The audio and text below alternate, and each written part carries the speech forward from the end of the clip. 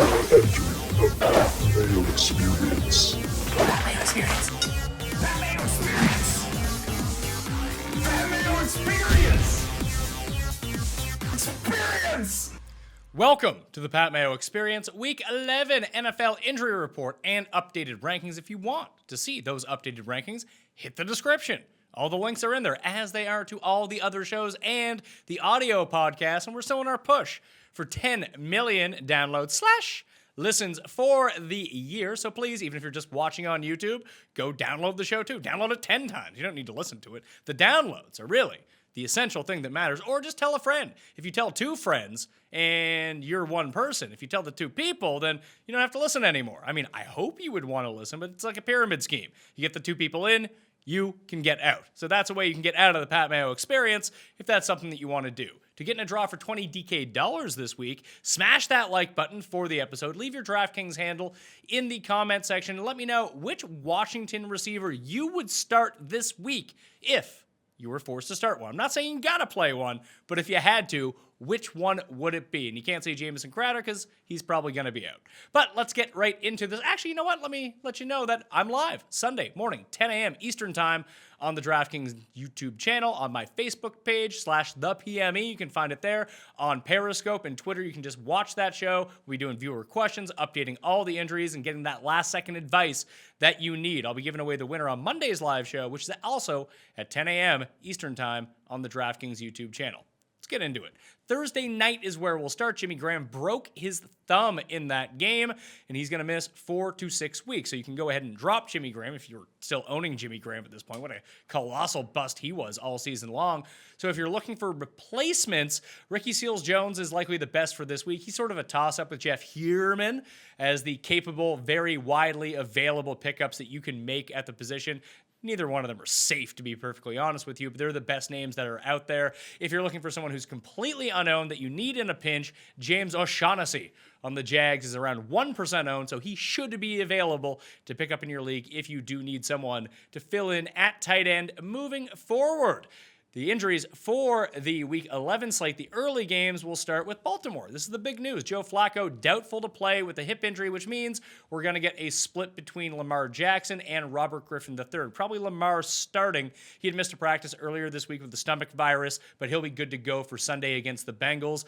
The big question is, what is this really going to do to the Ravens' offense? I would expect them to run the ball more, and those running lanes should be a bit more open as long as they can at least fake that they're going to throw the ball deep, so everyone can't clog the box. They'll have to have a spy guy on both of those quarterbacks, so someone like Alex Collins can really get the ball going between the tackles if that's a route they choose to go. If I had to play one of the receivers, because both these guys can extend the play in the backfield, then I would just take John Brown. He can get down the field deep. It'll only take one big play to pay off his week, so he would be the receiver I would go to. Other than that, I'd be incredibly pensive with guys like Willie Snead, who developed into quite a PPR sensation for floor, but a lot of that may have had to do with Joe Flacco, and it may not translate as much to Lamar Jackson or Robert Griffin III. For DK purposes, it's hard to trust either one of them because we don't know what the split is going to be. It could be 100% Lamar Jackson. It could be like 60-40, but if it's not 100% Lamar, it's hard to go to him even at that price. I honestly would just prefer Robert Griffin start, and then I would start him on DraftKings. He's super cheap too,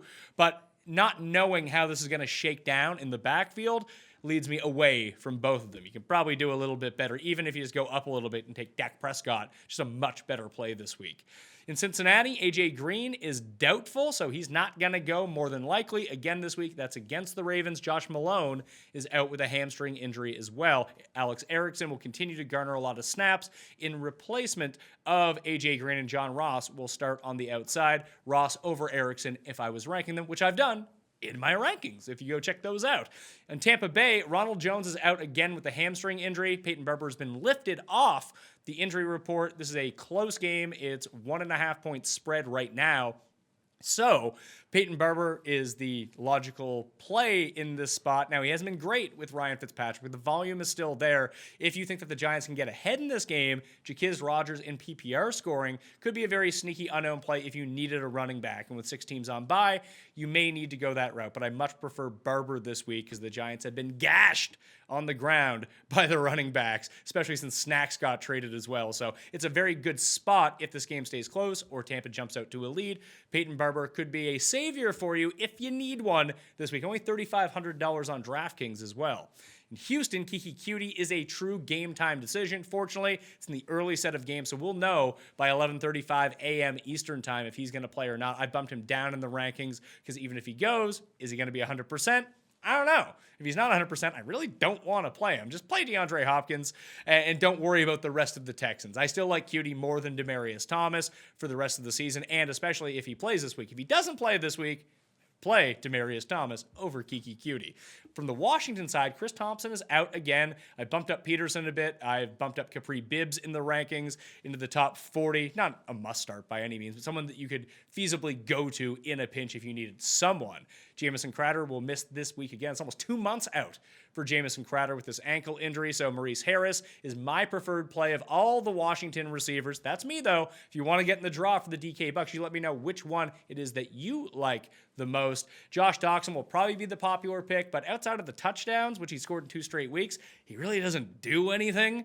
So that's tough. If he doesn't score a touchdown, he's basically a dead player in your lineup. At least give me the floor of Maurice Harris against the Texans, who do funnel a lot to the passing game, and Washington are underdogs in this matchup. So expect some more passing from Alex Smith this time around, as opposed to what we saw last week against Tampa Bay. In Detroit, Marvin Jones is out. Michael Roberts is out at tight end, which means we're going to get probably Theo Riddick playing the slot and TJ Jones on the outside.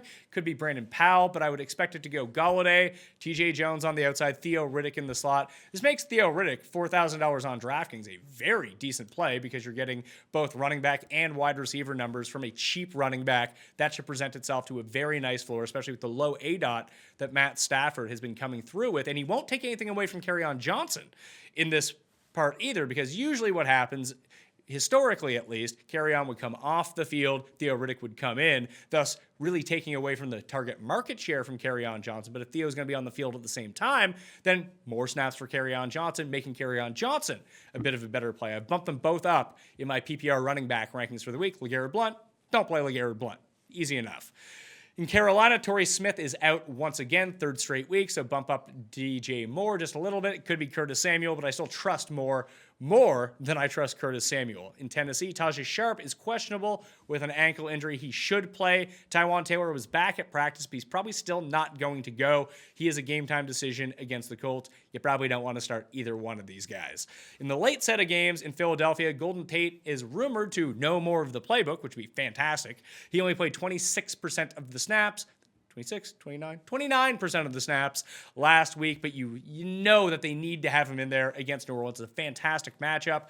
We set the over-under on the DraftKings show, over-under 60% of the snaps. I think it's right around there. I'll take the slight over, which means you can use Golden Tate. Just know that there's absolutely no floor because we don't know what his usage is going to be like. But if you want a home run play, Golden Tate is that guy. And Lane Johnson, which is actually quite huge for the Eagles, may return this week. No certainty, and we're not going to know early, but that would really boost up, not necessarily the running game, because you don't expect the Eagles as 9-point underdogs to run all that much, but it should help out Carson Wentz and keeping the pressure off of him in the spot against the Saints, where it should be pass-happy time. Expect like 50 passes from Carson Wentz. That's bueno passes. Play Carson Wentz. He's an elite play this week. In Arizona, we rarely talk about kickers. However, Phil Dawson is dealing with a hip injury, and he's a true game-time decision. He may not play, so just pick up another kicker. If you play in a league with kickers, drop Phil Dawson, pick up anyone else, unless you get confirmation that he's going to play. Because there would be nothing worse than playing a kicker and having him not play. I mean, kickers are useless enough as it is. You pick up anyone that doesn't get you 0 points. Phil Dawson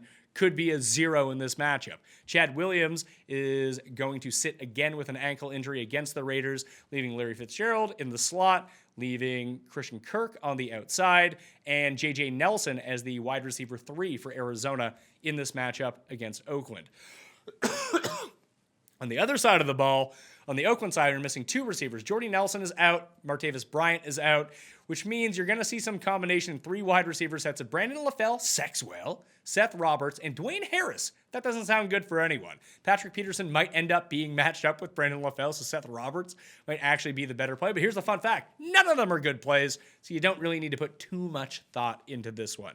In Denver, Royce Freeman's back, creating a 3-headed monster in that backfield with Phillip Lindsay and with Devontae Booker, who should retain his role in the receiving game. But the bigger news, Denver lost its center last week for the season, and Max Garcia, the left guard, tore his ACL in practice on Thursday. He is out for the season, so running might be a bit difficult for the Denver Broncos this week with a banged-up offensive line. You could see a very similar situation as what we've seen in Washington when they lost 3 of their 5 starters and they can't get anything going on the ground since. And the pass protection might not be great either, so Chargers defense could be a play. Whether or not Joey Bosa is back, we don't know yet. He's practicing on a very limited basis. Would not expect him to see him on any sort of full snap count if he plays at all against Denver this week. For the Chargers, I mentioned Bosa probably not going to be back.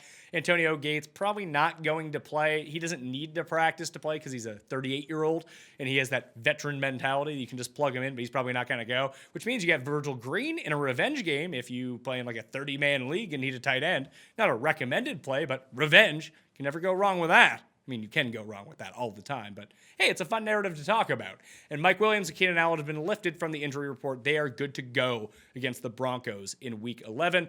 And the Monday Nighter, Sammy Watkins, did not practice on Friday after practicing on a limited basis on Thursday. Saturday practice will determine what he does for the Monday Nighter. No practice on Saturday, probably no play on Monday, but that's something to check in on Sunday morning with us on the show, 10 a.m. Eastern Time on the Facebook, DraftKings, and Twitter. So you can just ask us then, and we'll update all the rankings. Everything will be updated on Sunday morning before and after the show to give you the proper context for Sammy Watkins. In a 63-point game total, if he's not going, I'm bumping up Demarcus Robinson, and I'm bumping up Chris Conley in that matchup. But that'll do it on the Pat Mayo Experience. Smash that like button. Leave your DraftKings handle in the comment section. Let me know which wide receiver on Washington you would play if you had to play one. All right? Good luck in Week 11. I'm Pat Mayo. I'll see you next time. Pat Mayo Experience! Experience!